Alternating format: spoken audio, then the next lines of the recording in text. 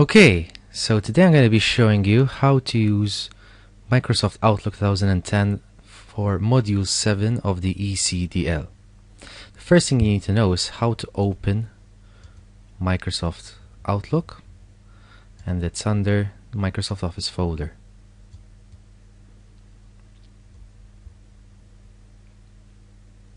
Okay, so this is the inbox where you receive the emails, and you can write a new email by clicking on here under Home, New Email.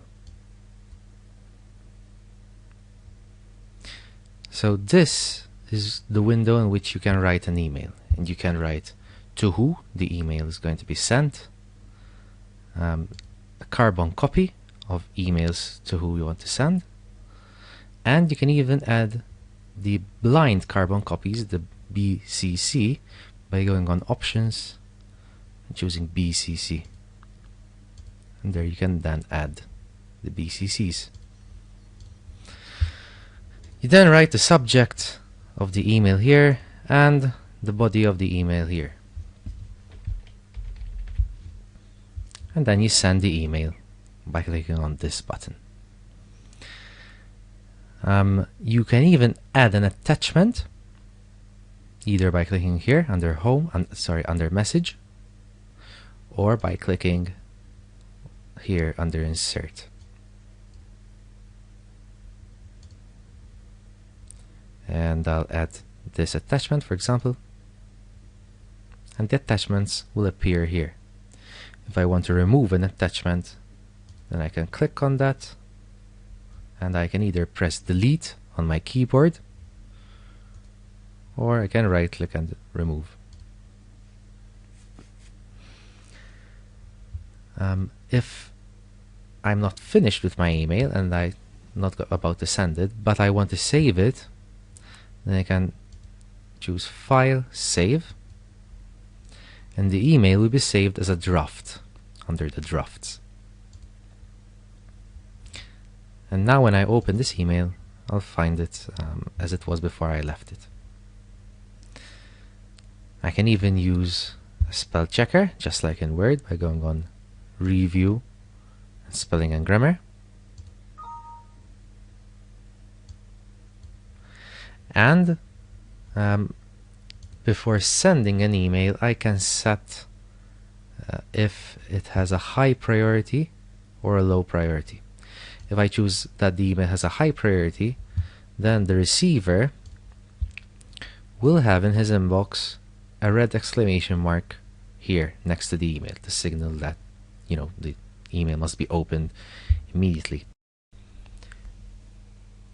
Receiving email. You can refresh the emails in your inbox by going on Send and Receive and Send and Receive all folders, and that will refresh with any new emails. When you open an email, you can either reply to all, or forward it. When you reply, you get a copy of the email into a new email so that you can reply to the sender. Reply to all will include all the people who are included in the email, including the CC. On the other hand, forward will allow you to send a copy of that email to someone else. When you receive an attachment, you'll have it as an extra tab at the top here. So this tab contains the message, the text that you received, and this tab will contain a preview of the attachment. In this case, it's called picture.jpg, but there can be other attachments, all having their own tab. And you can either open the attachment, or you can save the attachment and save it to your hard disk. You can even print the email by going on File and Print, and just like in Word, you get a preview of the email on the side, and you can either choose some printing options from here, or you can print the email from here, or you can choose the printer from here. Enhancing productivity. You can add or remove or move these headings, these headers from up here, these fields in the inbox, each of which contains a different detail of the email, by going on View and choosing Add Columns.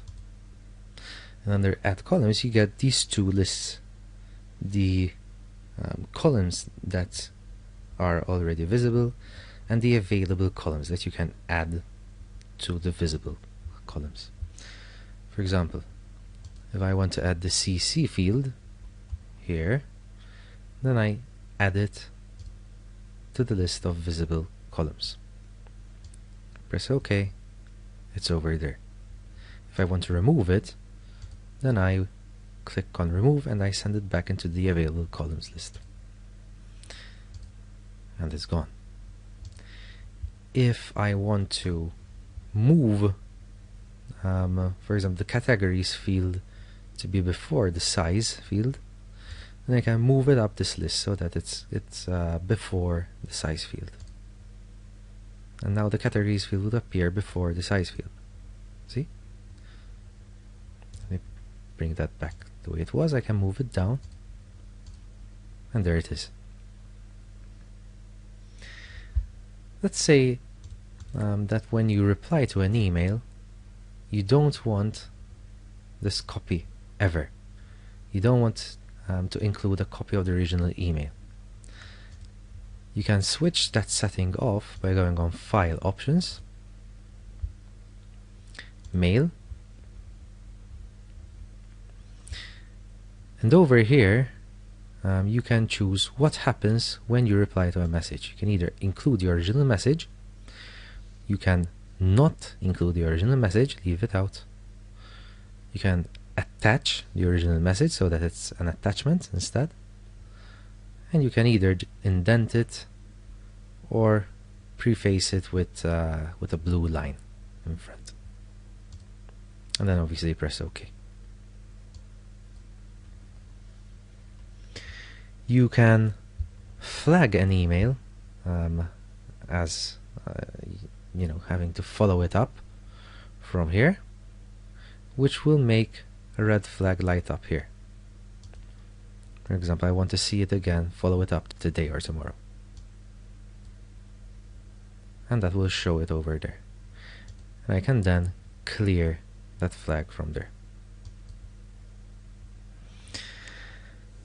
I can know if an email was read or not by whether it's bold or not.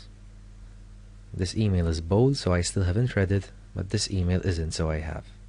I can change whether it appears to be read or not by clicking on this button under Home, and this will change it back to bold or not bold in order to make it appear as read or unread.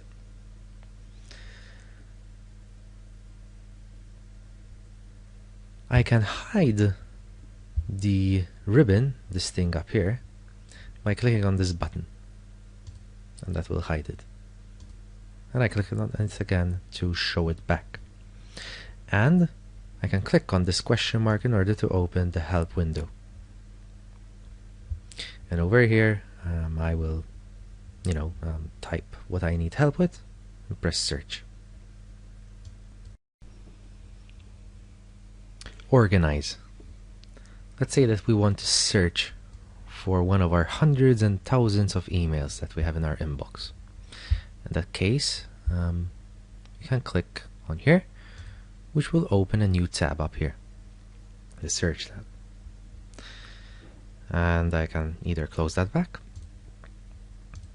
or I can type something to search. For example, I want all the emails which have the word hi in them. And that will highlight the first email which has the word hi in it. I can clear that back by clicking on here. And I can include any of all these fields. I can say, for example, that the email must be from the Outlook team. That will show me only those who have Outlook team in the from field. I can say that the subject must have the word welcome in it, and that will show me all those who have the word welcome in their subject. And I can even say that it must have an attachment, or if it's read or unread, or if it's flagged, or if it's important, etc., etc.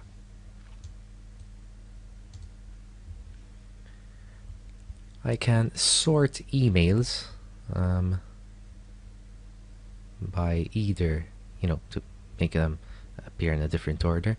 Right now they're sorted by the received date in descending order, so it's from the most recent to the oldest emails. But I can either click there again in order to flip this arrow up, which will make it sorted in ascending order from the oldest to the most recent, and I can click on size, for example, to sort it by size in descending order or ascending order, the smallest to the largest, from the largest to the smallest. I can do that with the from, etc., etc., etc. Alternatively, I can even go on view and choose an arrangement from here, so that they appear grouped by different things, from the from, by size, etc. It's another way to sort the emails by clicking up here.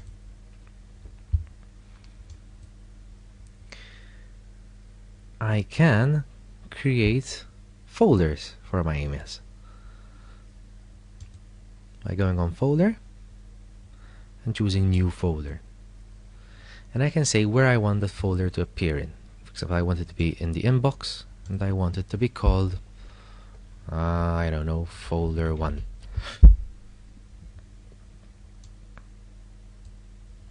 And there I will have a folder which I can use the moment it's empty. In order to remove that folder, then I can go under folder. After I click on the folder, I go under folder and choose delete folder. If I want to move an email into that folder, for example, I want this to go into folder 1, then I go to home, move, and I choose folder 1 or other folder if it's not listed here. I click on folder 1 and OK. And now it's in folder 1. I can even create subfolders, have a folder inside a folder, by saying that it should be in folder 1, for example. I'll call it folder 2, and now folder 1 has folder 2, which are in inbox. I can hide it.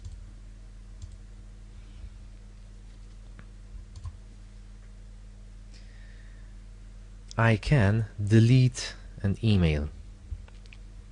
Let's say that I want to delete this email from here. In that case, I can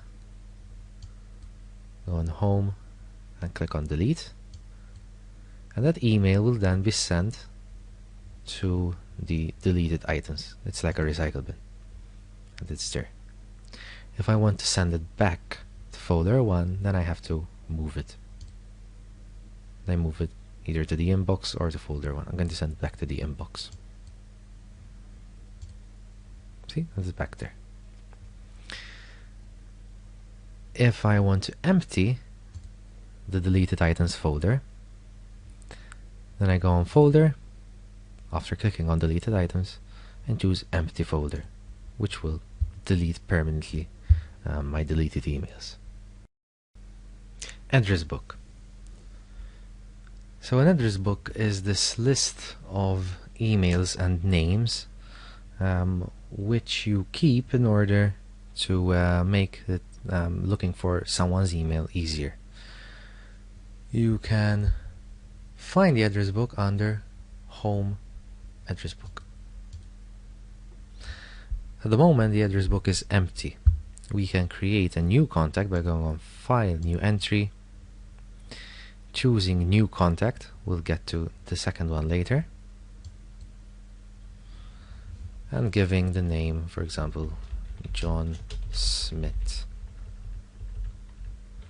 And the email would be, I don't know, John Smith at abc.xyz. You have all these other details that you can fill in, but I'm going to leave them out. You save the contact, and then it appears there. If you double click on it, you open up these details again, and in order to delete it, you go on File and Delete. Now, what if I want to add the details of someone from an email that I received from them? For example, this email. And I want to add this email address, the from, to my address book. So what I do is I double click on that email address, and then I go here and I choose Add to Outlook Contacts, and then I save.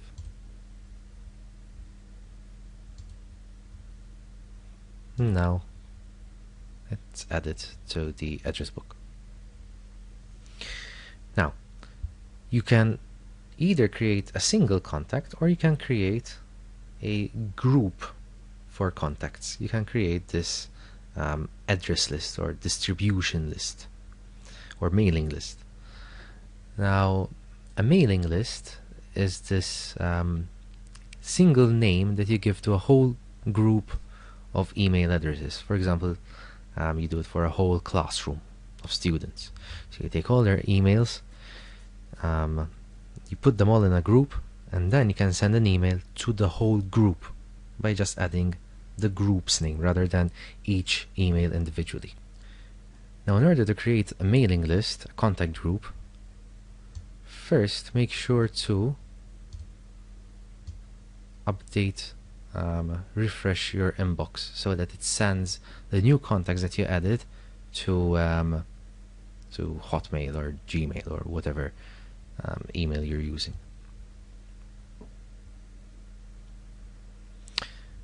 Okay, now we go back to address book under Home, and now we can go on File, New Entry, and this time we choose New Contact Group instead of New Contact, and we'll be presented with this email. I'm going to call this, for example, Classroom. The group is called Classroom, and I'll add members. Now I can either add from the Outlook contacts that I already have, from what I already have in my address book, or I can create a new email contact, but I'm going to use the Outlook contacts I have. I'm going to add the two email addresses I have, right? So I double click on both of them, press OK, and now they're in here. I can then remove a contact that I don't want by clicking on Remove Member instead. I save, and now I have this new contact. It's not a contact, it's in bold, which means that it's a group. Now the way you use these contacts in an email is by creating a new email, and then under To you get the address list. And I can say, for example, that I want to send the email to the whole classroom, which will be added to the To field. I press OK, and now it's there. And this single word is representing all of the emails that I added to that group. And then I can send the email. Okay, that's all that you need to know for Module 7 of the ECDL for the part which involves Outlook. and good luck.